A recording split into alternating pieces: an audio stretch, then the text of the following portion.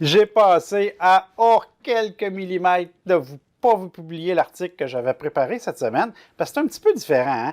Je veux vous parler d'un mouvement qui n'a pas eu lieu, que le mouvement n'est pas prêt. On est en correction depuis une semaine, mais moi, mon esprit de trader me fait dire il y a peut-être une opportunité.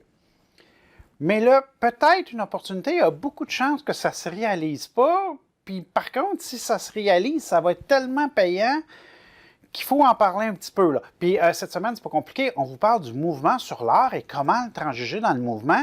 Surtout que ça fait déjà quelques mois qu'on est à la hausse. Il y a beaucoup de titres qui ont monté beaucoup. Puis monté beaucoup, je vous parle de 50% et même doublé. Et là, comment est-ce qu'on fait pour transiger l'or au niveau actuel? Et c'est ce que je veux parler. Et l'opportunité qu'on a, c'est que l'or vient d'atteindre un niveau historique au Canada. Et qu'est-ce qu'on fait avec ça? On en parle.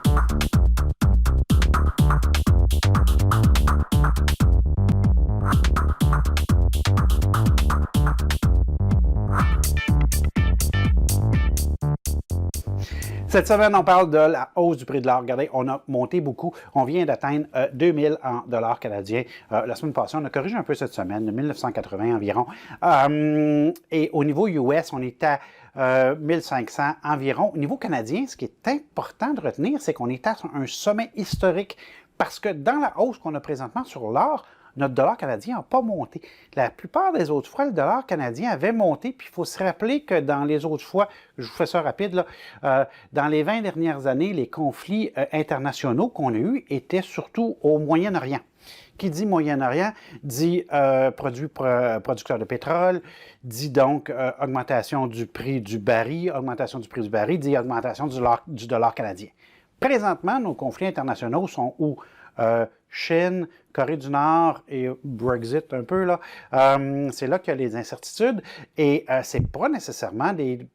Oui, c'est des produits producteurs de pétrole, je penserais à la Chine, mais pas en quantité, pas autant que le Moyen-Orient. Donc, on n'a pas vraiment eu de pression à la hausse sur le prix du baril, ce qui veut donc dire notre corrélation, et c'est pour ça qu'au Canada, on est à un sommet historique, tandis qu'aux États-Unis, on est à peu près à mi-chemin entre le sommet de 2012 puis le creux de 2015. On est à peu près au milieu du niveau. Je vous ai mis des liens dans l'article de blog, là, vous irez voir les graphiques en question, voir où on est. Mais tout ça veut dire que nos minières canadiennes orifères sont très avantageux dans le moment et devraient nous sortir des résultats extraordinaires puisque le prix de vente est à un sommet record. Là. Parce que les coûts fixes, le salaire n'a pas changé, l'équipement n'a pas changé, le terrain n'a pas changé, etc. Tout ça reste fixe. Là.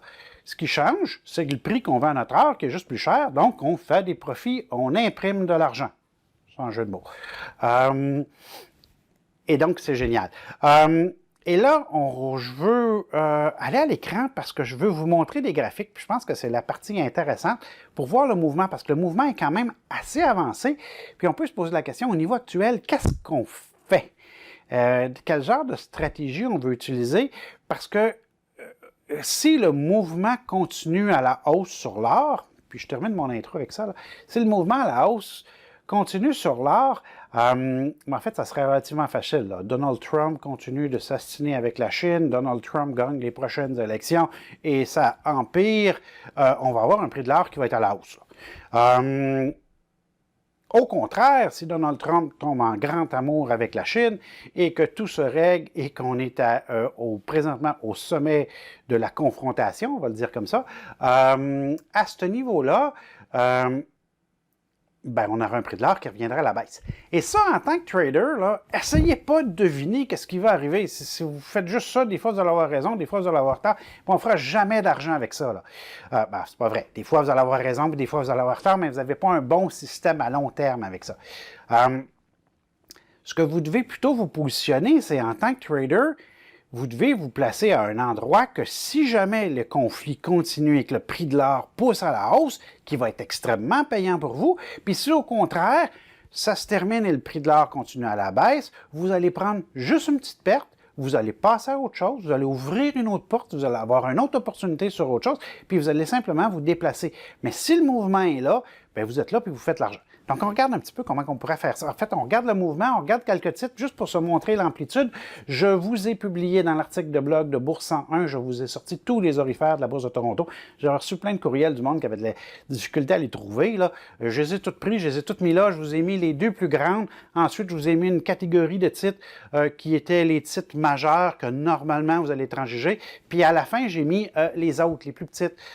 Plus petites, il y a quand même qui sont énormes à l'intérieur de ça. Là. Vous les regarderez. Et il y en a on pourrait rajouter une quatrième catégorie que je n'ai pas affichée et que j'ai enlevée, qui était les titres qui transigeaient tout simplement pas assez.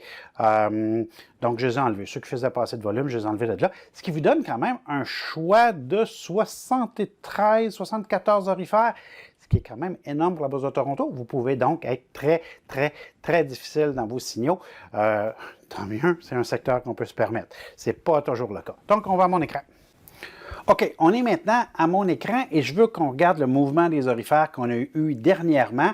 Je vais commencer avec l'indice, puis ensuite, je vais aller vous montrer quelques titres, juste pour vous montrer qu'on a le mouvement partout, et je veux que vous regardiez 2 points. Donc, premièrement, on regarde notre indice du marché canadien. Vous prenez celui américain, c'est identique. Là. On a juste ici la hausse. Là. Je veux que vous remarquiez début juin, là, on a un mouvement de pression haussière et que les titres ont eu une très bonne progression. En moyenne, les orifères ont augmenté de, parce que c'est l'indice, donc on peut faire la moyenne juste ici avec ça, on part de 180 et on s'en va en gros à 270 environ. Là. Ça veut dire quoi? Ça veut dire qu'on a eu une augmentation de 90 points sur 180. C'est facile. On a eu une augmentation de 50 sur nos titres orifères. Performance incroyable. Donc, en moyenne, vous avez acheté un titre orifère, vous faites 50 depuis juin. OK. Je veux que vous remarquiez la correction des 2 dernières semaines. En fait, une semaine et demie environ. Là. On est en pression baissière. Nous ne sommes pas sur le creux actuellement qu'on se parle vendredi 13 septembre, on n'est pas sur le creux, il n'y a pas de creux de confirmé. Je vous fais une vidéo, parce que je me dis qu'il y en a quelques-uns qui vont comprendre qu'il y a une opportunité ici, après que le creux va être confirmé. Et le creux ne sera pas confirmé dans 3 mois, là. Ça va être la semaine prochaine ou la semaine d'après. S'il y a un creux qui se confirme, on va avoir quelque chose d'intéressant, parce que ces titres-là vont reprendre quoi? Ils vont reprendre leur tendance haussière. Puis là, vous me dites, oui, mais si je trace une ligne, la tendance haussière va être coupée actuellement. Oui, mais c'est une tendance haussière qui était tellement agressive qu'elle ne pouvait pas se tenir. Là, elle va revenir à un niveau beaucoup plus acceptable et ça va donner une opportunité. Donner une opportunité pour qui? Pour 2 personnes, les swing traders et les investisseurs à moyen terme. Les swing traders, pourquoi? Bien, écoutez, c'est une transaction classique, tendance haussière, on fait un creux, on revire à la hausse, puis on a un beau signal. Regardez, j'ai un stochastique en bas, là. Ça me semble c'est facile. OK. Mais pas là parce que le creux n'est pas confirmé. Puis on va regarder quelques titres, puis vous allez comprendre tout de suite que le creux n'est pas confirmé. Puis pourquoi j'hésitais à faire la vidéo, comme que je disais dans l'intro, c'est parce que le creux se confirmera peut-être jamais. Alors, si le creux se confirme jamais, bien moi, je vous fais une vidéo là, le prix de l'or continue à descendre, et je vous en ai parlé pour absolument rien. OK? Ou au pire, on fait un creux puis il est brisé à la baisse, ça fait un paquet de petites pertes partout. Puis là, ben, ça n'a pas servi à rien. Mais sauf que la perte, elle est minuscule, puisqu'on a un creux confirmé, on vient acheter sur le creux, ça brise à la baisse, on perd juste un petit peu, mais on s'est exposé à un gain qui était important. L'ensemble des vidéos de Bourse 101, là, si on voulait résumer 80 vidéos que sur le site web, c'est toujours la même affaire. OK. Donc, ici, là, on est en train de revenir. Puis regardez, on va en regarder beaucoup, là. Allons-y. Barrick Gold. Ça va être le fun, ça. Faites ça. Prenez vous avez besoin de 2 doigts. Prenez un doigt, mettez-le sur la vidéo et allez pointer juin. Exactement ce que j'ai ma souris, là. Mettez votre doigt sur ma souris pour montrer juin. Mettez le deuxième doigt juste ici sur le sommet, juste ici, là. Puis on va passer quelques titres, puis vous allez voir que tous les titres ont le creux à la même place, ils ont le sommet à la même place, puis entre les deux, ça a monté beaucoup. Tout le monde. Puis qu'est-ce qui caractérise les titres que je vais montrer là? Bien, c'est les titres de l'article de blog que je vous publie sur le site web, qui sont les orifères de la Bourse de Toronto. Donc, on y va. Vous avez King Ross qui fait le mouvement 3 à 5,25. Vous avez Yamana 2 à 3,75. Regardez la correction de la dernière semaine. Harmony 1,75 à 4. Goldfield. Cybayen. Excusez la prononciation. Elka Mining, pas mal moins beau.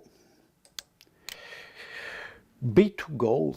Voyez-vous qu'elle revient? Les voyez-vous revenir? Coeur Mining.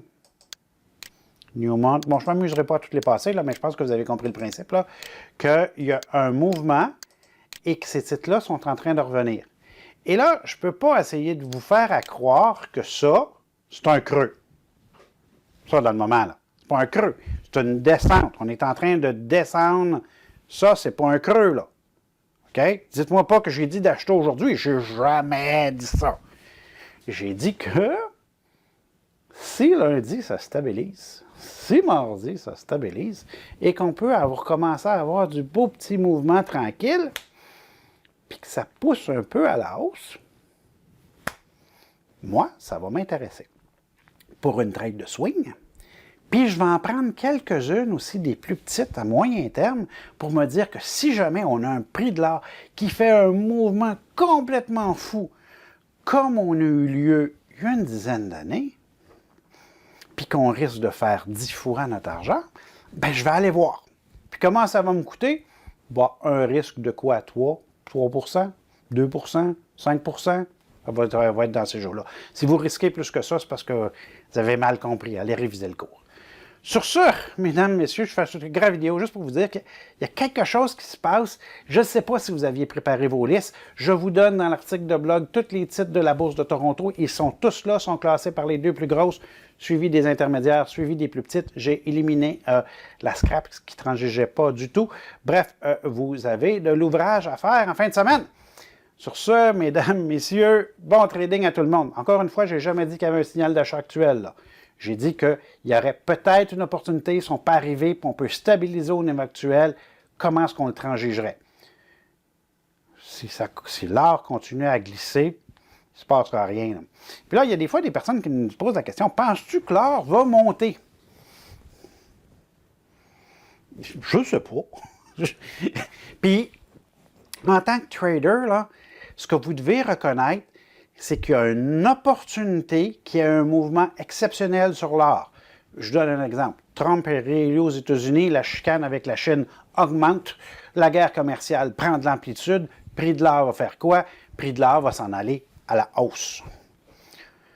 Au contraire, Donald Trump tombe en amour avec la Chine, tout le monde s'entend, et le problème est réglé, on change de parti aux États-Unis, c'est la paix dans le monde, prix de l'or à la baisse. Puis ça, est-ce que moi, je peux prévoir ça? Franchement, c'est complètement ridicule, là.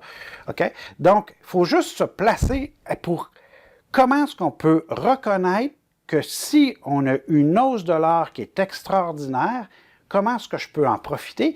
Puis la hausse de l'or n'a pas besoin d'être fulgurante. Le prix de l'or a juste besoin de doubler. Nos minières canadiennes vont sortir des résultats qui vont être incroyables et le prix d'action va exploser à la hausse. Parce que si la minière a un coût d'exploitation qui est égal ou plus ou moins au prix qu'on vend actuellement, si le prix de l'or augmente, ses profits là, ils vont exploser, puis exploser dans le mouvement. C'est ce qu'on reconnaît dans la situation actuelle, que ça pourrait peut-être exploser. Donc, on prend une position, on limite notre risque, on gère ça. Si vous êtes complètement nouveau, vous n'avez jamais fait de transaction sur les marchés boursiers, ou vous n'avez fait moins d'une dizaine, touchez pas à ça. Allez suivre les cours avant. C'est un peu complexe comme niveau de transaction, mais il faut reconnaître l'opportunité. Bon, je suis sûr qu'il y en a au moins 3-4 d'entre vous qui m'ont compris. Je vais vous pointer. Sur ce, mesdames, messieurs, bon training à tout le monde et amusez-vous.